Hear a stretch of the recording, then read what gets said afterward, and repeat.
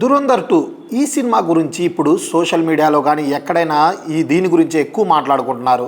ఎందుకంటే దురంధర్ రిలీజ్ అయినప్పుడు దీని మీద చాలామంది కామెంట్స్ చేశారు. 4 గంటల సినిమా ఉంటుంది, ఎవరు చూస్తారని చెప్పి. కానీ కలెక్షన్లు బద్దలు కొట్టేస్తుంది.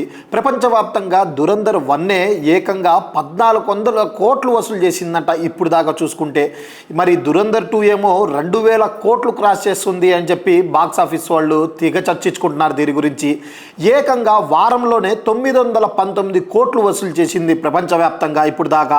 మరి ఒక్క ఇండియాలోనే 695 కోట్లు వసూలు చేసింది దురంధర్ అయితే. మనం చూసుకుంటే మళ్ళీ 5వ రోజు అయితే ఏకంగా ఒక్క రోజులోనే 65 కోట్లు వసూలు చేసింది. 6వ రోజు 54 కోట్ల దాకా వసూలు చేసింది.